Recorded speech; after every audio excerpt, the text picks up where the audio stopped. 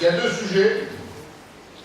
Les sujets, c'est celui sur la question foncière et celui sur la stratégie industrielle. On a préparé deux résolutions qu'on souhaite soumettre au Conseil politique d'aujourd'hui. Ces résolutions, ce sont des positions de Calédonie Ensemble qu'on portera ensuite au lendemain des élections législatives si le peuple calédonien, peuple souverain, à l'occasion de ces élections, nous fait confiance et donc nous donne le mandat de défendre ces positions.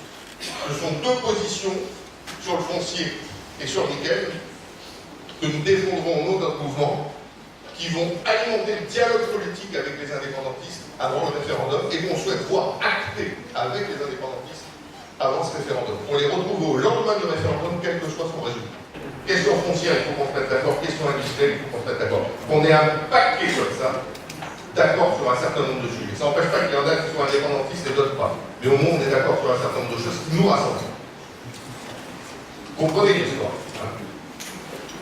Dans le cadre des élections législatives des 11 et 18 juin prochains, d'une part, et du dialogue politique à conduire avec les indépendantistes afin d'éclairer les choix des Calédoniens dans la perspective du référendum de 2018, d'autre part, le Conseil politique de Calédonie Ensemble mandate Thierry Jean ainsi ses candidats à la députation pour défendre auprès des autres formations politiques et de l'État les orientations du mouvement dans le domaine de la politique foncière et de la stratégie industrielle telles qu'exprimées dans les résolutions suivantes.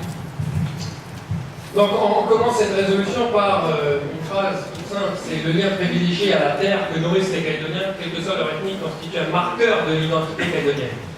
Qui peut remettre en cause ça? Qui peut remettre en cause ça?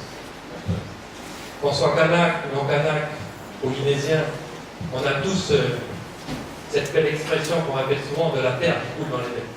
On est tous attachés à ces vallées, à ces crêtes de Silvergrass, à ces plaines, à ces rivières, à cette chaîne, à ce récif. On a tous, quand on regarde notre pays, un attachement profond à ça. Profond. Alors, bien sûr, pour le peuple d'origine, présent depuis 3000 ans, ce lien s'exprime en termes identitaires, chaque kanak se définissant par un rapport spécifique avec une vallée, une colline, la mer, une embouchure de rivière. Alors là, personne ne peut remettre en cause le lien à la terre du peuple kanak. C'est l'objet de la réforme foncière de 78. Le clan, la famille, se définit par rapport à un endroit. Les non-kanaks sont des noms de lieux. Donc l'attachement à la terre, il est viscéral. Pour les autres populations, qui, comme le rappelle le préambule de l'accord, ont acquis par leur participation à l'édification de la Nouvelle-Calédonie une légitimité à y vivre et à continuer de contribuer à son développement, ce lien à la terre s'exprime par le caractère inaliénable de la propriété privée. Alors on le définit comme ça, notre attachement à la propriété privée, à chez nous. Mais cet attachement à la propriété privée, il ne vient pas du droit de la propriété privée, il vient d'au-delà de ça. Il vient d'au-delà de ça, il vient de l'amour, du paysage, de l'odeur aussi, que dégage la brousse calédonienne, le foncier, l'odeur de la terre. Ça, on ne pourra pas nous enlever non plus. Ce rapport fusionnel à la terre explique que la question foncière a été au centre des évolutions politiques du pays depuis ces 40 dernières années. Forcément, quand on a tout un peuple, kanak ou non kanak, qui a un rapport si fusionnel à quelque chose, comment l'exclure du débat politique? Comment l'exclure du passé? On n'a pas pu. C'était la question centrale des accords Matignon, des accords Nouméa, mais bien avant ça. Rappelez-vous les révoltes foncières de 1878, ça a toujours été au cœur de la vie politique calédonienne. Et ça sera donc forcément au cœur de l'avenir politique de la Nouvelle-Calédonie. On ne se réveillera pas le lundi matin en se serrant la main, comme l'a dit Philippe, si on ne s'est pas mis d'accord sur un minimum nous rassemblant sur la question foncière. Ça, c'est quelque chose de sûr et certain. Sûr et certain. Quand on rappelle après que depuis 1978, la Nouvelle-Calédonie a engagé une vaste réforme foncière en vue de rétablir le lien à la terre des clans kanaks. Bien sûr, c'était quelque chose d'acté. Les Kanaks, le peuple kanak a subi la colonisation. Certaines tribus ont été déplacées, enlevées de leur terre. Il fallait faire cette réforme foncière, réattribuer des terres aux clans politiques du lien à la terre. Cette réforme a abouti à la redistribution de 150 000 hectares. 150 000 hectares depuis 1978. Conduisant les terres coutumières à couvrir à l'échelle du pays. Aujourd'hui, à l'heure où je vous parle, plus de 500 000 hectares de terres contre 300 000 hectares de terres privées. Aujourd'hui, en Nouvelle-Calédonie, sur l'ensemble du territoire, il y a plus de terres coutumières que de terres privées. Si on enlève les îles, loyauté, qui sont à 100%, à 99% exactement des terres coutumières, on arrive sur la grande terre à un partage équitable, 300 000, 300 000. Mais cette réforme foncière, on le constate, a peu profité au développement économique. Beaucoup de terres ne sont pas valorisées. Les unes, on parle de foncier coutumier, faute de statut juridique et financier adapté, les autres, du fait d'une spéculation foncière effrénée. Forcément, quel est le principal support aujourd'hui du développement économique? Le foncier privé. Mais comme le foncier privé diminue, il faisait 500 000, il est passé à 300 000 en faveur des terres coutumières. Comme le foncier privé diminue, la demande sur ce foncier augmente, mais l'offre se réduit, et donc on a une spéculation, un prix à l'hectare qui augmente, et qui rend aujourd'hui quasiment inaccessible ce foncier pour une partie de la population à revenu moyen. Les agriculteurs, on en parle souvent, mais pas que. Le Calédonien qui a un pouvoir d'achat moyen, aujourd'hui, ne peut plus être propriétaire. Ou alors, ils s'endettent énormément.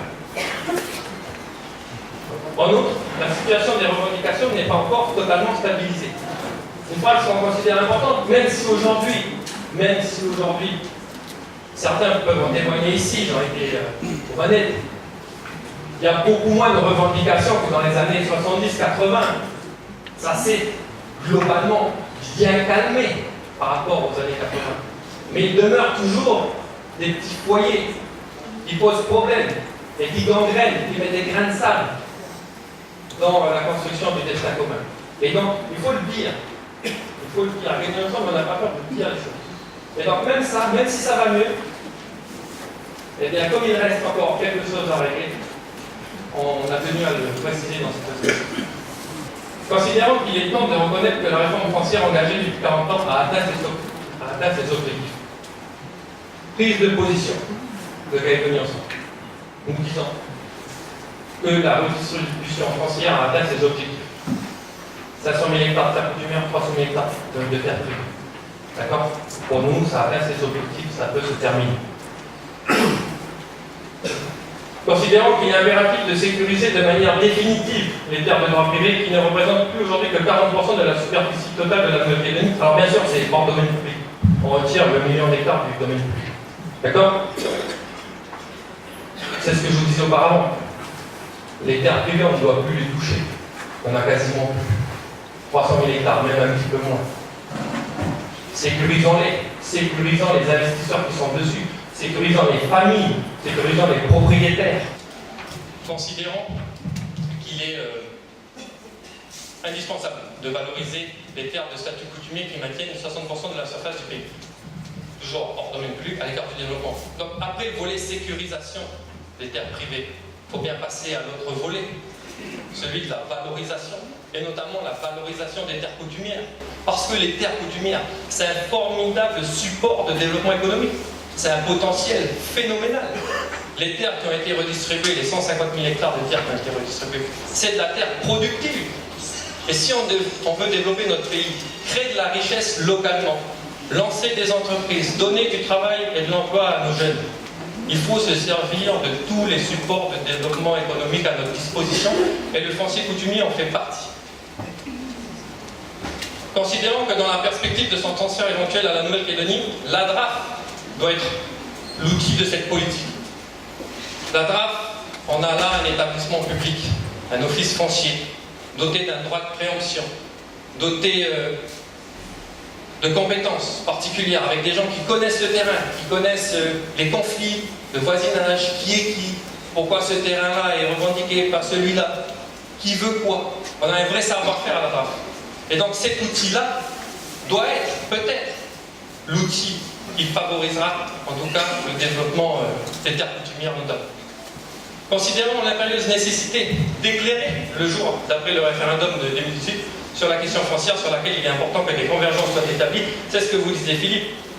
On ne réglera pas la sortie de l'accord Nouméa, on ne sortira pas en paix le lundi matin si on n'a pas réglé auparavant la question foncière dans notre pays. Le Conseil politique de Calédonie Ensemble, réuni ce jour à Coné, a adopté la résolution suivante. Donc l'article 1er est clair.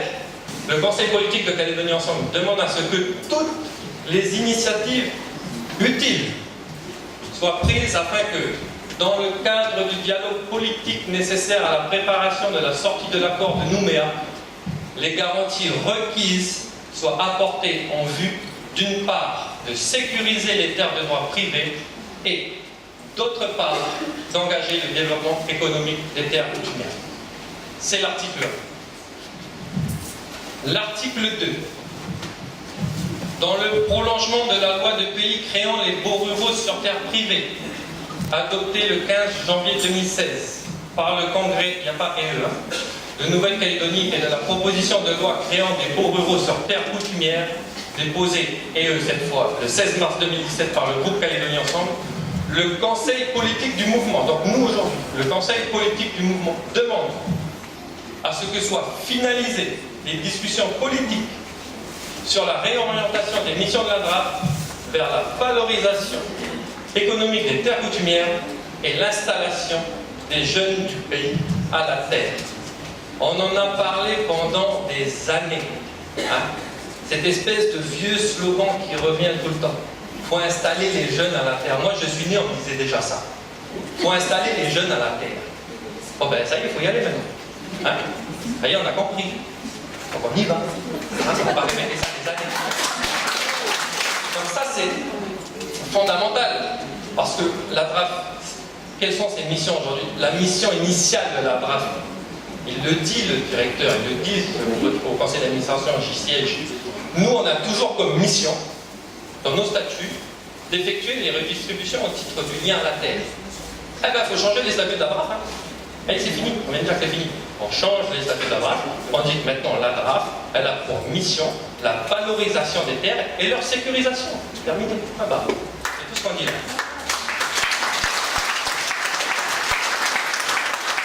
Article 3, le Conseil politique de Calédonie Ensemble conditionne l'éventuel transfert de la DRAF à la Nouvelle-Calédonie à l'obtention